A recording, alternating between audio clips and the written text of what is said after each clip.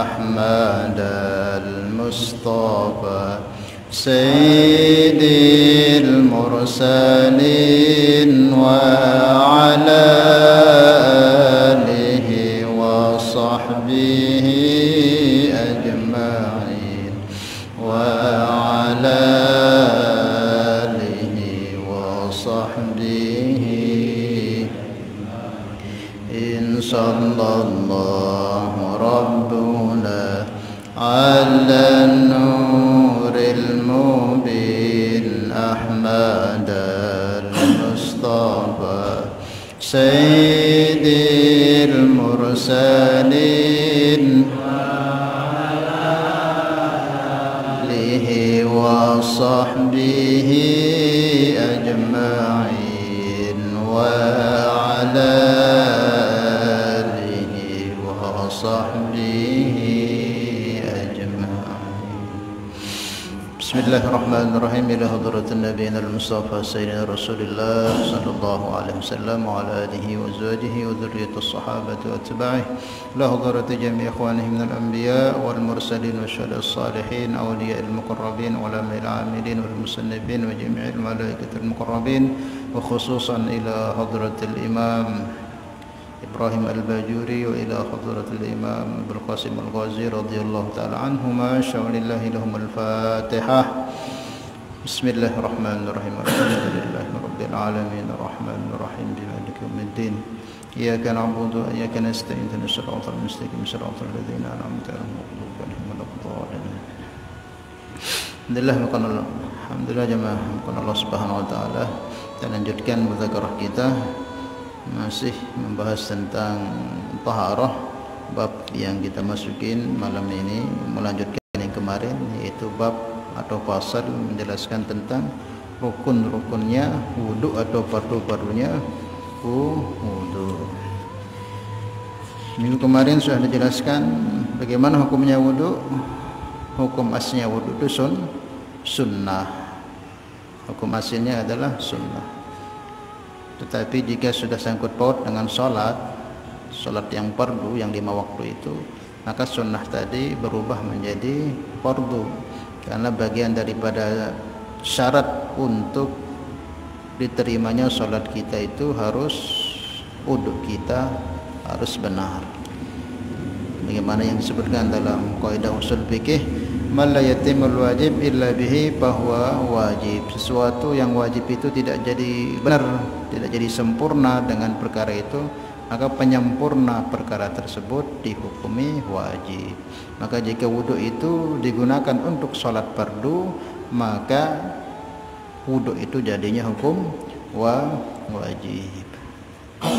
Kemudian keutamaan wudu sudah dijelaskan kemarin. Siapa yang tidur dalam keadaan wudu, maka akan tidur bersamanya malaikat, atau malaikat akan menjaganya, memintakan ampun untuk dia kepada Allah sampai dia bangun. Kalau dia mati dalam keadaan wudu itu, ketika tidurnya mati, tergolong mati syahid. Dan juga wudu ini bisa jadi perisai, tameng. Lamun terlalu sugul jakum beja, lalu pegawaian, kira lalu jakum be, usahakan jaga wudu atau safar. Kenapa? Karena itu akan menjadi penjagaan, jadi jimat, jadi benteng. Sebagaimana disebutkan, difirmankan kepada Nabi Allah Musa alaihissalam oleh Allah, ya Musa, in asabatka musibatan, jika menimpa engkau satu musibah, wa anta ghairu tuhrin, sedang engkau tidak dalam keadaan suci, fala talumanna illa nafsak, maka jangan salahkan siapa-siapa, caci siapa-siapa, melainkan kamu caci dirimu sendiri. Maknanya kalau kau kena musibah, kau dalam keadaan tidak wudu, tidak keadaan suci, maka salahkan dirimu, maka makbum mukhalafahnya. Tapi kalau kau sudah wudu terus kau kena musibah, bencana atau kecelakaan, maka salahkan aku. Mananya bahwa wudu ini bisa menjadi penjaga perisai supaya kita selamat di perjalanan kita. Kemarin sudah kita bahas fardu atau rukunnya wudu yang pertama, yaitu niat. Niat itu kapan dikerjakan? Muqtaronan bil fi'li, berbarengan dengan perbuatan. Jadi wudu itu, niat wudu itu kita pasang pas kita basuh anggota pertama wajib daripada anggota-anggota wudu yang wajib dibasuh. Maknanya yang wajib itu apa? Dalam Al-Quran, wa in kuntum ila sholati fagsilu wujuhakum wa aydiyakum ilal marafiq wamsahu bi ru'usikum wa arjulakum ilal ka'bain. Dalam Al-Quran ada 5, ada 4 disebutkan. Kalau tambah dengan 2 dari hadis Nabi. Yang dari Al-Quran itu, idza kumtum ila shalah, jika kamu berdiri hendak salat, fagsilu wujuhakum, muka dibasuh, kemudian wa aydiyakum ilal marafiq, tangan, kemudian wamsahu bi ru'usikum, rambut kepala, kemudian wa arjulakum ilal ka'bain, 2 kaki kita sampai mata kaki. Itu yang dari Al-Quran, yang fardu, yang harus kita basuh. Kemudian dari hadis Nabi sabdakan, innamal a'malu binniyat, setiap amal itu harus disertai, didasari dengan niat, atau dalam artian sahnya amal itu harus dengan niat. Karena wudu ini amalan besar, menjadi sebab sahnya salat kita, maka perlu pakai niat. Maka yang pertama diletakkan oleh ulama, fardu wudu itu niat. Kemudian yang terakhir supaya jadi 6, yaitu tertib apa maksudnya nanti dijelaskan di terakhir. Paham ya? Jadi niat itu kapan kita pasang? Tatkala kita basuh anggota rukun fardu yang pertama, yaitu ketika basuh muka. Bukan pas cuci tangan kita niat, salah. Kapan niatnya? Pas cuci muka, berbarengan, muqtaronan bil fi'li, berbarengan dengan anggota yang pertama. Ambil air, taruh di sini, nawaitul wudu. Dan niat itu di dalam hati, tidak usah disebut, tidak usah di nawaitul, nanti kesaruk kita. Cukup dalam hati. Aku niat wudu menghilangkan hadas kecil, sudah cukup. Paham ya? Itu 1 kali ada cukup. Nah, tidak ada perintah dalam Al-Quran 3 kali, 1 kali cukup. Lagu lama masih belum sempurna setidak rombok, minimal sampai telu kali. Jadi peromboknya yang 2 kali itu hukumnya sunnah. Yang fardu itu cuma basuhan sekali. Seumpama sekali itu bisa sempurna, itu bagus, tidak mau bazir air. Tapi kalau mau masih ragu-ragu, kayaknya ada yang belum kena, maka disempurnakan 2 kali supaya dapat sunnahnya juga. Paham ya? Bukan pas cuci tangan atau selesai cuci muka terus niat, maka itu tidak diterima, maksudnya tidak sah nanti wudunya. Paham ya? Itu yang pertama, kemarin sudah kita bahas panjang lebar masalah niat. Kemudian yang kedua yang belum kita bahas, wasani, dan fardunya wudu yang kedua, ghuslu jami'il wajhi, membasuh semua wajah. Jadi semua wajah itu dibasuh. Namanya dibasuh itu kita ambil air kemudian kita serupkan di muka kita, itu namanya membasuh. Jadi dengan airnya. Kalau mengusap itu kita ambil air, kita buang airnya, baru kita usap. Kalau rambut itu nanti wamsahu, nanti yang ketiga itu baru mengusap, bukan gusal, mengusap untuk rambut kepala. Paham ya? Wahadduhu, dan batasannya rambut itu tulan ma baina manabitis sya'ri ra'si ghaliban. Jadi yang dikatakan muka itu apa? Yang panjangnya itu mulai dari akhir, dari tumbuhnya rambut kita ini. Nah, ini akhirnya ini dikatakan muka nih.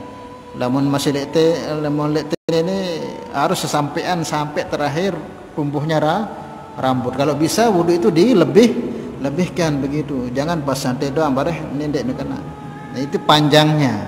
Kemudian panjang ke bawahnya, wa akhiru lihyaini wa huma azmani alladhani yambutu alaihimal asnan, yaitu 2 rahang yang tempat tumbuhnya gigi. Kalau ke bawahnya itu apa? Ini rahang nih, 2 rahang. Kiri kanan tempatnya tumbuhnya gigi, as-sufla yang bagian bawah. Yajtami'u muqaddamahuma fi dhaqani, yang berkumpul keduanya ini di dagu. Mananya ini paling akhirnya dan bawahnya itu pas bagian dagu, namanya muka ini. Maka kalau untuk wudu ndek terkenaan sakne wudu tadon di sana bah dan terima wudu. Jadi sempurna ambil air wudu, niat, sampurkan semuanya. Kena. Paham ya? Kemudian wa arduha, dan lebarnya itu dari mana? Ma baina adzanaini, udhunaini, dan lebarnya yaitu di antara dua telinga. Ini apa namanya ini? Pentolan telinga ini. Nah, ini lebarnya. Dari sini ke sini lebarnya harus kena ini. Harus kena. Tidak boleh sampai begini, harus kena ini. Kalau bisa disempurnakan, sudah kenakan semuanya. Itu lebih bagus, tambah bercahaya nanti. Nabi itu mengenal umatnya itu di mahsyar nanti itu dengan sebab sinar dari bekas wuduknya. Min gurral muhajjalin min atharil wudu, dikenal karena bercahayanya muka-muka mereka, anggota-anggota wuduk mereka. Maka Nabi perintahkan kita, kalau kamu tambah cahayanya, tambahkan basuhannya. Memang fardu itu sampai sekitar muka, lagu lamun temeli lebihan bercahaya. Lamun cuci tangan kan sampai sikut lebihan, ada yang bertambah cahaya, tambah terang nanti kita di mahsyar itu gelap. Nanti cahayanya itu dengan bekas-bekas sinar wuduk kita itu. Paham ya? Nah, yang dikatakan wajah itu apa? Yaitu tadi dari paling atas, dari ini sampai ke bawah, tempat kumpulnya gigi kita ini, kiri kanan ini. Kemudian lebarnya nih pentolan telinga kita yang kecil ini. Nah, harus kena juga air. Paham ya? Kemudian juga wa idza kana 'alal wajhi sya'run khafifun aw kathifun wajaba isadul mai alaihi. Kemudian jika ada rambut di muka kita ini, wajib kita kenakan air. Ada berapa rambut di muka kita ini? Ada namanya hajab. Hajab ini alis, hajabun namanya. Hajabun ini penjagaan supaya keringat di muka kita ini tidak jatuh ke mata kita. Karena kalau keringat ini, kata dokter, kalau ini keringat yang ini jatuh ke mata kita itu bisa menyebabkan katarak. Makanya Allah ciptakan ini alis supaya menahan keringat-keringatnya, apalagi musim panas kan, keringat itu supaya tidak jatuh ke mata. Glukoma namanya. Itu kalau sering kena kita, air keringat masuk ke mata kita itu lama-lama jadi rabun-rabun katarak. Maka itu hikmahnya Allah ciptakan kita punya alis, hajabun namanya. Nah, ini juga harus dikenakan air ke dalam-dalamnya ini, ke kulit-kulitnya. Makanya harus agak digosok sedikit, jangan kenek-kenek doang deh. Harus dikenakan supaya masuk ke kulit-kulit nih. Ini yang pertama. Ini rambut ini. Kemudian ini bulu mata. Ini pun ada bagian orang yang bulu matanya agak tebal, itu pun juga harus diginikan sedikit biar masuk. Kemudian apa lagi? Apa namanya? Kumis. Kumis juga begitu. Jangan sampai tidak dikenakan kulit dalam. Mungkin ada orang yang kumisnya tebal, maka juga wajib dikenakan ke bagian kulit, harus kena. Makanya perlu tadah ditekan sedikit biar kena kulit bagian dalamnya. Kemudian ini apa namanya? Membahas apa namanya? Dan kumis dan jenggot. Dan asli dan ada. Kemudian ini ini. Kalau bahasa beliau ini dan katanya, kumis dan jenggot. Nah, ini pun ada sebagian orang tebal giniannya. Ini pun juga harus kena air. Kemudian nih jenggot ini pun. Nah, jenggot ini ada sendiri hukumnya. Kemudian ini disebutkan wajib isalul ma ilaihi ma'a basyarati allati tahtahu, wajib mengenakan air ke kulit-kulit yang ada di rambut tadi, entah alis, entah bulu mata, entah kumis, entah ini dan ini. Kemudian juga ke jenggot. Nah, jenggot ini ada hukum tersendiri. Wa amal lihyatur rajuli al-kathifati illam yura al-mukhatibu basyaratiha min khilaliha wa yakfi ghuslu zahiriha. Jadi kalau ada orang jenggotnya ini tebal, ada jenggot orang ini tebal itu namanya jenggot tebal itu, sekira orang-orang yang kita ajak bicara itu enggak melihat kulit dalam kita, saking banyak jenggotnya itu. Kayak siapa namanya, kayak Usamah bin Laden itu, pernah lihat ya, sambil kan tebal tuh jenggotnya, tapi enggak kelihatan giniannya. Nah, bagi yang punya jenggot yang kayak tebal begitu itu enggak usahlah digosok-gosok sampai kena kulit, cukup diginikan saja sudah. Tapi nggak kena, ya sudah nggak apa-apa, cukup diginikan. Cuma nanti lagi kalau disunahkan lagi juga untuk mengenakan. Nah, ini ada rukhsah bagi orang yang tebal jenggotnya kayak Usama, kayak apa itu, yang panjang-panjang jenggotnya itulah. Nah, kayak orang Pakistan atau Arab yang panjang, yang lebat jenggotnya sampai orang di depan kita nggak ngelihat kita punya kulit sini saking tebalnya. Nah, itu nggak perlu kita ginikan, cukup uduk terus begini kan sudah. Nah, paham ya? Sebagian ulama mengatakan haram memotong, mencukur habis, maksudnya jenggot haram.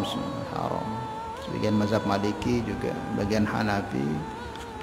Kalau kita Syafi'i ya kurang bagus lah mau menghabiskannya. Nah, kalau mau dipotong ya syukuran. Kenapa? Karena itu pahala, itu sunnah Nabi. Rata-rata para Nabi itu berjenggot. Nabi itu Ustaz, ini tiwuk ini berbeda tambah ini sudah kudratullah. Dan ini paksaan memilih tiwuk bara saking memilih berdua jenggot macam-macam sedekah duat ngene enggak perlu itu. Kalau sudah ndak udah jenggot enggak usah dipaksakan. Yang sudah punya jenggot ya jangan dicukur habis. Kecuali nanti kalau ada kepentingan, misalnya saya berdaftar jadi ABRI. Kalau Indonesia kan ABRI nggak boleh berjenggot. Ya karena ada kepentingan seperti itu ya enggak apa-apa dipotong. Tapi kalau nggak ada kepentingan, pokoknya idaman doang palang dia udah jenggot, nah nggak ada kepentingan seperti itu nggak boleh itu, karena itu sunnah Nabi, menghilangkan sunnah Nabi itu kecintaan Allah, maka hukumnya tidak boleh. Atau sudah bekerja di satu kantor misalnya harus jenggot, nah harus kita bisa dipertimbangkan juga. Mas, saya harus korbankan sunnah atau saya harus bekerja. Kalau orang kuat imannya ya wah pindah pegawainya saya lain, saya membolehkan ya kalau aku dengan lemah iman jangan ya palangnya aja. Paham ya? Wa yajibu isalul ma'li basharatihima walau kathifan wala budda min ghusl wajhi min ghusl juz'in min ar-ra'si. Kemudian juga diharuskan kita itu membasuh bagian daripada kepala, warraqabati dan leher, wa ma tahta dzaqani dan di bawah jenggot. Jadi ndak apa namanya, ndak sekedar muka tok begini, tapi kita lebihkan sampai ke rambut-rambut. Dalam artian ya kita lebihkan begini nah. Sampai juga tahta dzaqani di bawah ini. Yang enggak kelihatan ini juga harus kan, ini diharuskan kena bukan wajib tapi supaya sempurna. Kemudian juga ke leher seperti itu. Raqabahnya leher. Jadi wudu itu ambil air wudu, lebihkan gini kan. Nah, terus ke bawah sini terus gini kan, enggak apa-apa. Atau habis ini gini kan ya, dia kena leher kita. Maksudnya ini dilebihkan itu lebih bagus supaya nanti tambah kita tidak ragu-ragu apakah kena ini. Kalau kita lebihkan insya Allah kan nggak ragu-ragu, dan itu nanti akan menjadi bukti, akan bercahaya menjadi penerang kita nanti di padang mahsyar. Paham ya? Kemudian wasalitsu, bagian yang ketiga fardu wudu itu apa? Ghuslul yadaini ilal marfaqaini, membasuh tangan sampai ke sikut. Dalam bahasa Arab namanya tangan itu ini juga dikatakan tangan ini. Ini tangan. Ini sampai pergelangannya tangan dikatakan. Ini sampai ini juga dikatakan tangan. Ini sampai sini juga dikatakan tangan. Maka hikmahnya Allah menyebut idal marfaqaini sehingga tidak ada terjadi ikhtilaf di kalangan para ulama. Kalau hanya menyebut membasuh kedua tangan, nanti ikhtilaf sudah terjadi di sana. Membasuh segini juga tangan. TB dah cukup lah. Arwah tadi sempurna. Nah, sehingga ikhtilaf nanti ulama. Tapi kalau sudah disebut ilal marfaqaini jelas dalam Al-Qur'an, maka semua sepakat ulama sampai sikut. Jadi paham ya? Sampai sikut aja enggak jadi ikhtilaf. Karena dari ini sampai sini disebut tangan. Kalau hanya Allah kita katakan membasuh dua tangan, ada yang nanti cuma ini saja boleh, sampai sini kan ini juga dikatakan tangan, sini juga boleh, sampai sini juga boleh. Maka Allah sudah sebutkan ilal marfaqaini sampai kedua sikut, ya batasannya sampai sikut. Illam yakun lahu mirfaqani u'tubira qadrahuma. Paham ya? Sampai sikut. Ini pun juga disunahkan untuk dilebihkan. Ini sampai sikut toh. Makanya wamsahu apa namanya? Bagsilu wujuhakum wa aydiyakum ilal marafiq. Wa aydiyakum ilal marafiq, dari tangan sampai siku. Jadi bahasa Al-Qur'an aydiyakum ilal marafiq, dari tanganmu sampai ke siku. Makanya wudu yang benar itu apa? Dari sini air itu didatangkan sampai ke siku. Lalu itu kan siku jok kanan kebaliknya. Lagu berbeda mengenai tante. Sah. Lagu harus tertibnya dalam Al-Qur'an apa? Dari tangan sampai siku, dari sini. Nah, kalau dari sini ke sini otomatis nanti akan lebih, maksudnya ke sini dapat. Lagu lamun tes sampai siku sampai dek otomatis tidak ada kelebihan. Itu maksudnya bahasa Al-Qur'an itu luar biasa. Diperintahkan kedua tanganmu sampai siku, berarti dari tangan ini diadilkan air ke siku, otomatis lebih dia nada kan tidak sini. Aku lamun selang itu kadang sekedar nganu ya dari siku sampai ke tangan. Jadi paham ya? Tapi kalau ada yang begini juga nggak apa. Tapi kan kita mau tertib sesuai dengan diarahkan oleh para ulama kita yang mengambil daripada nas-nas Al-Qur'an.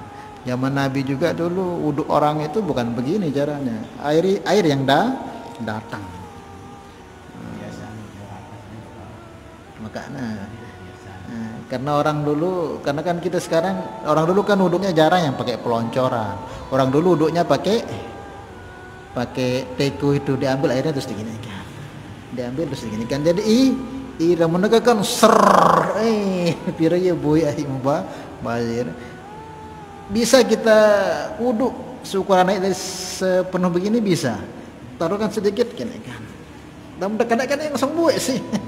Lagu lalu tupas sekecet kan, nah tinggal teradang, ambil sekecet. Sah yang penting kerada kan, yang mengendatangkan lagu lalu tekannya dia sekedar dia cukup belum tertumpah. Ada kelebihannya, paham ya? Nah dari tangan sampai siku. Illam yakun lahu mirfaqani utubira qadrahuma. Nah gimana Ustaz kalau orang yang tidak punya siku, misal dia buntung, dia punya tangan, ya dikira-kirakan sudah seukurannya sampai mana. Misal dia buntung sampai sini, ya basuh sudah sini, dianggap ini membasuh apa namanya sikut, walaupun sikutnya sudah hilang. Mungkin dia perampok di Saudi sehingga diketahukan ngerampok, dikisos, dipotong tangannya sampai sikutnya. Nah orang seperti ini bagaimana wudhunya? Ya sudah, kalau mau wudhu itu ya dileleh aja sudah begini. Dianggap ini siku, sehingga dia tetap dapat pahala walaupun sebenarnya nggak ada kewajiban bagi dia karena dia nggak punya sikut kan, sikutnya sudah hilang. Cuma dia tetap uktubirok qadrahuma, tetap juga dianjurkan dia basuh bagian ya ujungnya ini supaya dapat pahalanya juga. Wa yajibu ghuslu ma 'ala al-yadaini min sya'rin wa sil'atin aw sil'atin wa asbu'i zaidatin wa adhafir. Kemudian wajib membasuh juga apa-apa yang ada di tangan. Contohnya ada rambut misalnya. Nah, silahnya kayak tompel. Bisa tompel itu kan hitam besar. Kemudian tumbuh rambut di situ, kadang di bagian tangannya kena. Nah, itu juga wajib mengenakan air ke kulit daripada tompel tadi itu. Atau orang ada seperti orang-orang bule-bule itu dia punya tangan ini rambutnya tebal kayak apa namanya, kayak yang di hutan itu, tebal rambutnya, mungkin keturunan apa deh itu. Nah itu juga wajib dikenakan air ke situ. Atau orang yang punya bulu misalnya tumbuh tompel atau apa, tetap wajib kenakan air ke kulit-kulit tersebut, paksa dia masuk. Au asbu'i zaidatin, atau orang punya apa namanya ini, jari tangan lebih, misalnya ada tumbuh di sini jari, ada orang itu jarinya ada 6, maka yang satu yang tambahan juga wajib dikenakan air ya. Ada kan orang yang tumbuh kadang jarinya lagi di sini, itu juga dikenakan air. Wa adhafir, dan juga kuku kita ini juga bagian dalamnya harus kena air. Makanya kalau ada yang hitam-hitam itu sebelum wudu dibersihkan. Adanya wajibu izalatu ma tahtaha, maka wajib menghilangkan apa yang di bawah kuku, maksudnya tai-tai kuku, min wasakhin yamna'u wusulil ma'i alaih, yang menghalangi masuknya air ke dalam kuku. Kan ini masih wajib kena ini dalam ini. Nah, kalau sampai terhalang karena adanya kotoran tanah atau apa sehingga enggak masuk air ke situ, maka enggak sah wudu kita, enggak sah salat kita. Maka sunnah hukumnya potong kuku, jangan suka nganyam kuku. Kalau bahasa orang tua kita itu, orang yang suka panjang kukunya itu biasanya bersahabat dengan setan yang panjang-panjang kukunya. Sunnah Nabi itu setiap Jumat itu kuku harus dipotong. Itu tempat kotoran semua ini. Apalagi kita keringetan terus garuk-garuk itu hitam semua, apalagi pekerja-pekerja itu kan banyak di sini. Kalau kita wudu banyak hitam terus nggak masuk air, ya tidak sah wudu kita, tidak sah sholat kita. Jadi makanya dipotong kuku. Seumpama tidak ada pemotongan misalnya ya, di sweet sedikit itu sebelum wudu itu dihilangkan hitam-hitam itu supaya nggak menghalangi air masuk ke situ, supaya sah kita punya wudu. Paham ya?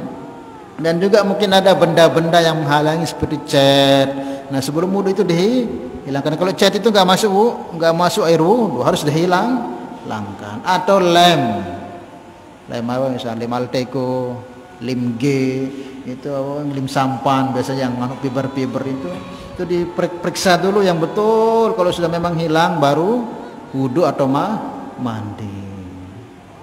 Makanya itulah anaknya kadang kita kerja di bagian-bagian begitu itu banyak lem atau cat. Maka usahakan setengah jam sebelum azan itu sudah berhenti, sehingga membersihkan bekas cat atau apa itu.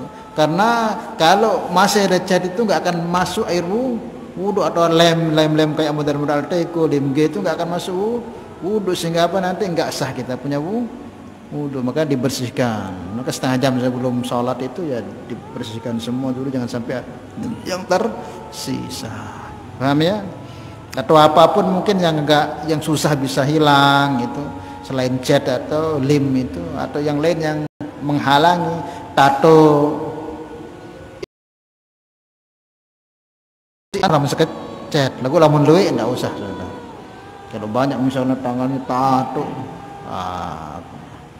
enggak usah, sudah hilangkan. Tapi jangan ditambah di makpu, insyaallah. Kalau memang banyak setangan tangan itu tato, kalau dihilangkan kan rusak nanti. Kalau dia kecuali mungkin ada sekarang alat-alat yang tidak terlalu menyakitkan. Kalau dulu kan pakai setrika, ada mudarat jadi. Tapi kalau sedikit misalnya berapa gores gitu, dihilangkan sudah lebih bagus. Paham ya? Nah, makanya jangan tato. Kalau ada orang badannya penuh tato, kalau dia tobat tidak usah suruh dia untuk hilangkan tatonya, tidak usah. Insya Allah kalau dia sungguh-sungguh tobat diterima oleh Allah SWT. Cuman habis itu jangan tambah tatonya lagi. Paham ya? Tidak boleh, haram hukumnya. Merusak badan kita dengan hal-hal seperti itu, hukumnya haram. Agama melarang. Kemudian warabi'u mashu ba'dir ra'si. Azan ya? Ya, besok kita lanjutkan. Ya, besok kita bahas lagi, tinggal 2, yaitu tertib dan membasuh bagian kepala. Mungkin ada yang tanyakan dulu masalah niat, kemudian membasuh muka dan tangan sampai sikut itu. Yang mungkin pernah sudah alami kayak bagaimana itu ditanyakan. Ya.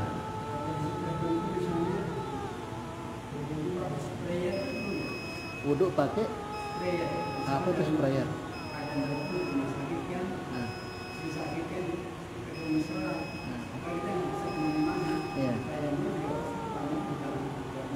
Ya. Apa sprayer itu?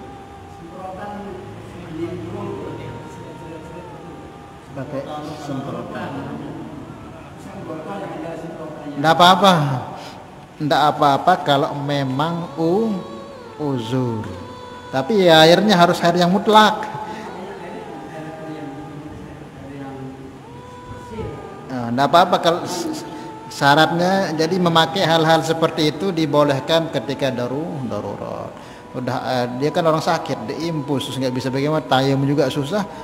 Tapi ada air semprotan, yang penting dia bisa rata nggak apa-apa. Dan syaratnya airnya harus mutlak, jangan airnya nanti air sudah berubah kental kayak hand sanitizer itu dia pakai wudu, nggak bisa, itu sudah berubah. Tapi kalau air mutlak kayak air sumur diambil atau air keran dipakainya atau air hujan atau air kali yang masih belum berubah, nggak apa-apa. Dan juga boleh karena dia darurat, karena dia sakit, nggak apa-apa semprot, terus yang penting dia bisa mampu dia ratain gitu. Nah kalau orang begitu juga boleh kita wudukan, nggak makruh hukumnya karena dia memang sakit. Yang makruh diwudukan itu kalau orang ada orang sehat kok dia maunya diwudukan, cuci tangan saya, itu haram, nggak boleh minta bantuan untuk wudu. Kita menghadap kepada Allah, perlu pakai dibantu, kecuali kayak sakit tadi itu nggak apa-apa, kita wudukan dia kaki dan tangannya. Kalau memang dia nggak bisa pakai sendiri, tayamum pun nggak bisa. Lihat airnya dulu, kalau air itu air mutlak, kemarin kan sudah kita bahas mutlak gitu. Kemudian kalau memang dia darurat, nggak bisa kecuali dengan ini, dan sholat itu nggak boleh ditinggal, ya ndak apa. Ya.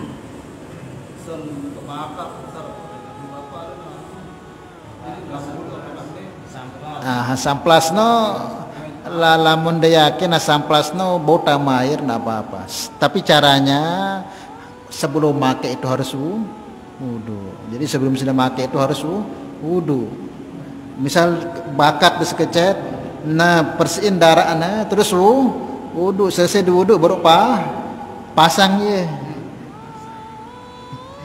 Harus sebelum dah masang dia wudu, habis dulu teteh darahnya terus pasang. Nah dalam dalam batal ya sudah tidak apa-apa, sudah tidak usah dikenakan bagian ini. Kalau seumpama dinyerap air ya tidak apa-apa juga dia masak. Masak tidak apa-apa, dalam keadaan tidak wudu juga tidak apa-apa, asalkan nyerap ke dalam. Nyerap ya? Tidak apa-apa, sudah cuci, sudah memang cuci. Ya tidak apa-apa kalau pakai itu karena dia nyerap. Tapi bagusnya makainya dalam keadaan sudah wudu dulu, terus make untuk hati-hatian, sehingga nanti kalau seumpama dia nggak nyerap, cukup diusap-usap saja sudah dikatakan sah gitu. Kalau memang diaturkan kalau dia nggak nyerap, karena kita masangnya dalam keadaan wudu ya dibolehkan. Itu namanya nanti ada babnya sendiri, Shahihul Jababir. Tapi kalau dia nyerap ya nggak apa-apa, kita masangnya tanpa wudu juga nggak, asalkan dia nyerap ke dalamnya. Lagi cukup insyaallah. Ya.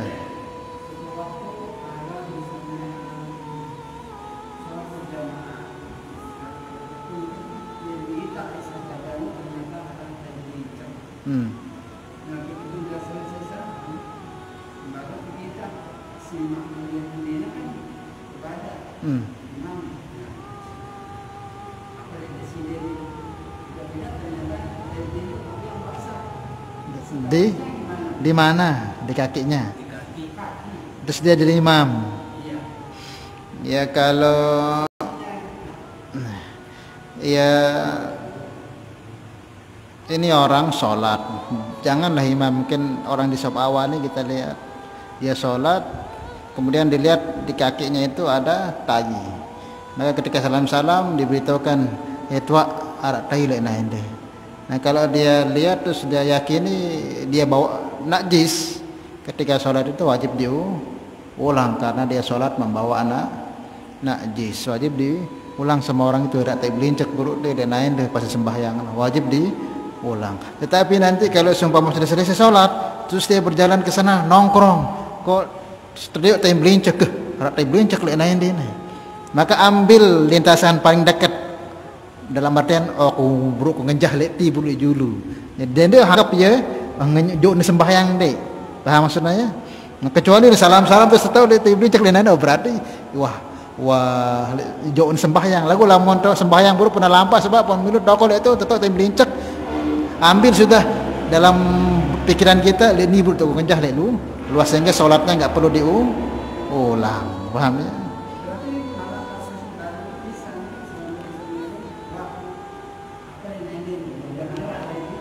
Ya.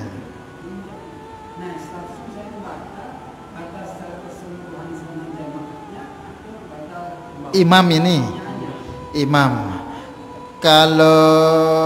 kalau dia jadi imam, kalau hal seperti itu terjadi, makanya sebenarnya yang seperti itu nggak usah diberitahukan ke semuanya. Nah, masa kita yang di belakang ini, kita sendiri yang beritahu sudah, imam bro, apa arah dan bincang lek nain deh. Jadi wajib mengulang no imam kan jasa tahu nanu salain wah dia badak ya, wah temak. Wah terhitung karena dia tidak tahu. Lagu lamun sebaran lapuan ya ngikuti imam sak batal berarti najis, berarti semuanya wajib ngulang. Karena semuanya sudah tahu. Apakah berdosa kita enggak beritahu? Enggak. Cukup sudah aja, sehingga sudah aja yang ngulang. Sama halnya seperti ada imam sholat. Ini imam ni yakin wah 4 rakaat. Lagu makmum katakan sembahyang 5 rakaat nih. Nah dengan saya yakin kan imam nu ya aku imam katakan 4 rakaat kan sebagian jamaah 4 rakaat nah saya yakin 4 rakaat itu sah. Aku sudah ragu-ragu 3 rakaat nih sida wajib ngulang karena sida sak ragu-ragu nah imam saya yakin dan makmum saya yakin dia perlu ngurang. Paham ya? Sa ragu-ragu ni saya wajib ya. Saya wajib ngulang. Wallahu a'lam bishawab. Mudah-mudahan Allah beri kepahaman kepada kita untuk kita sama-sama bisa amal dan soleh. Al-hadhihi niyyah al-Fatihah. Bismillahirrahmanirrahim. Alhamdulillah rabbil alamin. Ya karam dzakana Salatullah salamullah ala taha Rasulillah. Salatullah salamullah ala yasin habibillah. Tawassalna bismillah wa bil hadi rasulillah wa kulli mujahidin lillah bi ahlil badri ya Allah. Subhanallah bihamdihi subhanallah bihamdihi asyhadu an la ilaha illa anta astaghfiruka wa atubu ilaik. Assalamualaikum warahmatullahi wabarakatuh.